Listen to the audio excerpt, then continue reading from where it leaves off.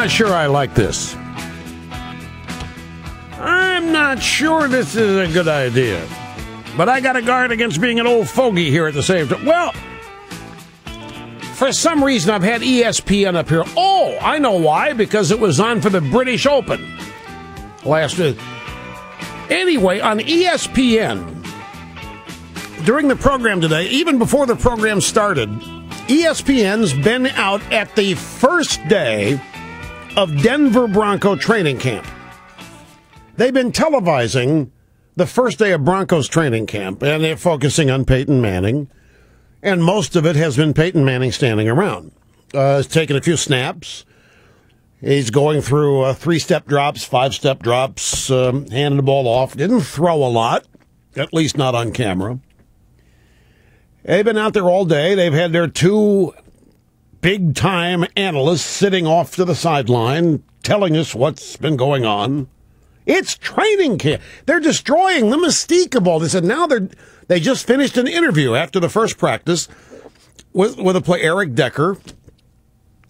There's no mystique left.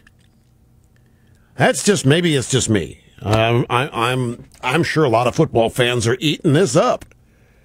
Sitting out there being able to watch Broncos training camp, and who knows where ESPN is going to be tomorrow. Or maybe they're going to have cameras out there every day to chronicle Peyton Manning, but I don't know, folks. There's something about keeping it a little distance. The stage is the stage, and we don't get on the stage. The performers are on the stage, and they're taking us to the stage. And get to the point where the game is going to end up being anticlimactic. And that's just me. That's just my impression of media and coverage, the way it affects people. Anyway, great to have you back. I'm just sharing observations here off the top of my head. Rush Limbaugh at the Limbaugh Institute for Advanced Conservative Studies. Telephone number 800-282-2882 and the email address lrushbo@eibnet.com. This is from the Orlando Sentinel. 36-year-old Jacksonville, Florida man is accused of performing a sex act on himself while driving south on I-95 near Ormond Beach. Dawn, you may not want to hear this. I don't know how you can avoid it. Ronald Ayers was charged with indecent exposure on Wednesday. He denied performing the sex act. He said another driver who reported him to authorities misunderstood what he was doing while driving. Said he was using drumsticks to hit his steering wheel. He's a drummer. He told deputies he's a drummer who commutes between Jacksonville to Daytona Beach. He frequently simulates playing the drums while driving by hitting his steering wheel with the drumsticks.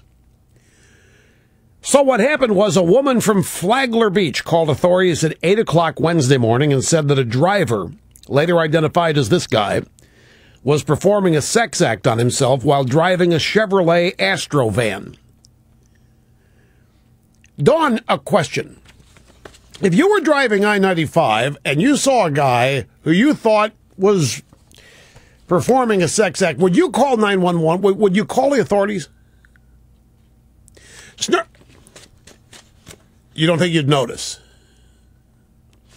Now stop and think. This guy claims he's playing the drums. He's got his drumsticks on the steering wheel. She thinks she's watching a sex act. Snurdly, you're driving along I-95, next door, a guy or a woman, whatever, you think performing a sex act. Would you call 911? Brian, would you call? I wouldn't call 911. Now, it would never occur to me. Well, it doesn't say he was driving a rash. He was in his Astro van, and Chevrolet Astro van. Oh, by the way, you seen General Motors news? General Motors is now, it's a mess. It's lost more money than what we paid to bail them out. Now, classic, and you hate it. Nobody wants to see General Motors decay like this. He did not save them. Obama didn't save anything. He doesn't say he will not save anything. Anyway, back to the drumstick guy here. Well, just sit tight here. If you just hang in, I'm going to explain how you drive a car by playing drumsticks on the steering wheel. The woman said she was driving alongside the Chevrolet Astrovan in which the guy was playing the drumsticks. She called the authorities. She gave the authorities the guy's tag number, and she followed him until the authorities pulled him over. When a Volusia County deputy approached the Astrovan, he spontaneously explained he was hitting drumsticks against his steering wheel as he drove. He invited the deputy to search the Astrovan. The deputy did and found 2 sets of wooden drumsticks between the 2 front seats. The drumsticks were a natural wood color, and they closely resembled Air's own skin color, says the report. The deputy re-interviewed the woman and asked if it was possible that she confused Air's drumming for a sex act, and she was adamant. She had a clear view of his penis. She stated it was not possible she mistook the drumsticks for his penis. She said she wanted to pursue criminal charges. She completed a sworn written statement detailing what she said she saw. I've seen drumsticks and I've seen the penis, and believe me, I know the difference, particularly when I'm looking at them in an Astrovan driving on I-95. It's the Orlando Sentinel. All right, now here, folks, this Obama business. Stanley Kurtz's book, Spreading the Wealth, How Obama is Robbing the Suburbs to Pay for the Cities. And Kurtz is a powerful, influential member of the media. Stanley sent me a note about his book. And he says the core revelations of his book focus on the fact that although, and I'd like to be interested in your thoughts on this, folks, although no one knows it, Obama is closely working from the White House with some of the original Alinskyite community organizers who first trained him in Chicago and other places. He is personally working with these Alinskyites. It's a very ambitious plan to transform America by undercutting America's suburbs in order to redistribute suburban money back to the cities. Now, many people think that the upcoming election, the suburbs are the key. And I've seen some pollsters, some consultants who are saying that the suburbs are the key swing constituency of this election. And Kurtz claims that his book will illustrate, almost nobody realizes it, but Obama has had a lifelong hostility to the suburbs. His community organizing mentors hated suburbs. They blamed the suburbs for the problems of the cities. They believed that suburbanites were just greedy racists who didn't want to share their tax money with the urban poor. Now, forget, again, folks, the intellectual aspect of this, whether it's right or wrong. We're talking about the way Obama was mentored. And the point is, if Obama was raised and trained by a bunch of Alinskyites who want to explain the evils of America, the inequities, the unfairness, by saying, look, Barack, what happened was that all these rich white people fled the cities and they went out to suburbia. They're a bunch of racists. They didn't want to hang around with people who lived in the city. They don't like people like us, Barack. I mean, imagine how this happened. He's young, he's impressionable, this is what he's being told. And these suburbanites, that's where the bitter clingers are. Suburbanites and in rural areas. But you don't have bitter clingers in the inner city. All these people have left the cities. They've taken their wealth. They've taken their businesses. They've taken their lives. And they've gotten away from what they don't like in the cities. And they've left the cities in an absolute mess. And although it's not mentioned here in the little blurb, Detroit might be an example of this. And clearly, there are other examples of big cities around the country where the inner city is decaying like crazy. And Obama has been led to believe and been taught that this basically because it's racism. White people have left the cities for suburbia. And so Obama is hell-bent on penalizing them. And that's what his campaign is all about. They believe the suburbanites, just a bunch of greedy racists, didn't want to share their money, tax money, with the urban poor. Obama, and this is what Kurtz's book is about. He claims to establish all of this as fact. Obama adopted their worldview, supported this movement. Many of the leaders of this anti-suburban movement, supported by Obama for years, are now advising the regime on redistributive anti-suburban policies that few people know anything about. Bottom line, Kurtz believes that if the election is framed this way,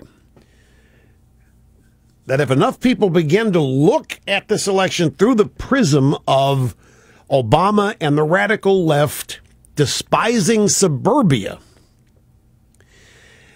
that it will have a profound impact on the votes of people in suburbia. And I take you back to the belief on the part of many that this election features suburbs as the key swing constituency of the election.